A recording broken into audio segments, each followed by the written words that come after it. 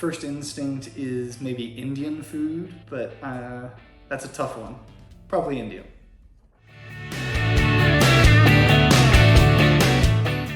Yeah, it was a 1992 Toyota Camry, and it was a horrible brown color.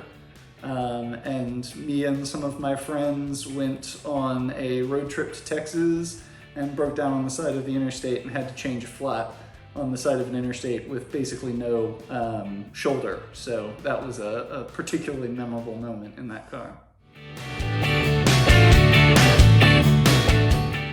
Obviously, I grew up kind of around the association with my dad being the current CEO, and so I knew that it was a great organization full of lots of agents that are awesome to be around. And then I got into the business after college, and I was a member agent for 8 years or so, and enjoyed working with the big guy there. So when the board approached me about interviewing for the position, I took it seriously and ended up loving the job.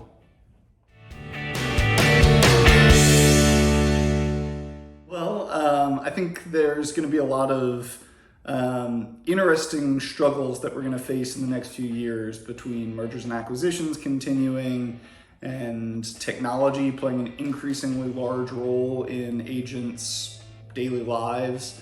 As well as the obvious difficulties of the hard market. There's a lot of things that we need to address. I think government affairs needs to continue to play a extremely important role in what the association brings, because we're uniquely positioned to bring that, and it's something that agents really, really need.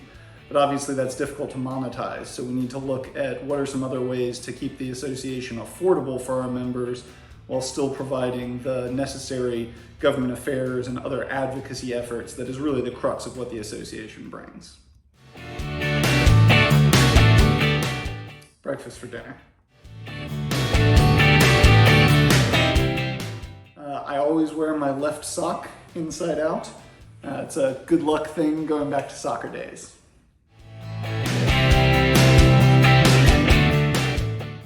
I think one, we've got really great members. Our members are super engaged. They're engaged in our government affairs work. They get together and have a good time like nobody else. But mostly I think that our government affairs work and the advocacy that we do for our members is really top notch.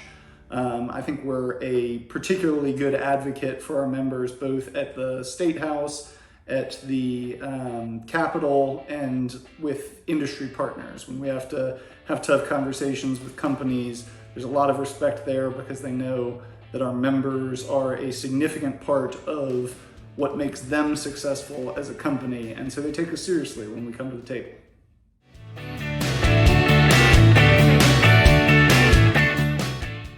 It's hard not to say the convention. It's just such a good time getting together with everybody in Destin. I have a lot of memories about it as a young man growing up in Destin. We had a lot of good times, and I think that's a big part of what makes it successful. A lot of people bring their families and kind of cut loose in a little bit of a different atmosphere, and it's something that people look forward to pretty much all year.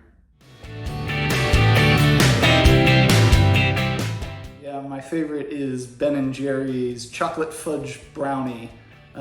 It's a little bit of a child's answer because it's chocolate on chocolate on chocolate, but it's so good. They've got these brownie pieces in it that it's such a nice pop of flavor and texture every time you get one. I'm interested in the challenge. I think that our industry is in for a lot of change, both the insurance industry and our agents' business models, but also the association industry. So I think it's an interesting time to be an association executive and to be in insurance, which is going to make this a really interesting challenge over the next 5 to 10 years. I think this year is going to be made or broken on the legislative session. I don't think anybody will be surprised that we're going to be bringing a lot of tort reform, a lot of insurance reform, both on the property side and on the auto side. We've got a unique opportunity with a lot of new legislators and some other statewide government officials that are new to Baton Rouge this year.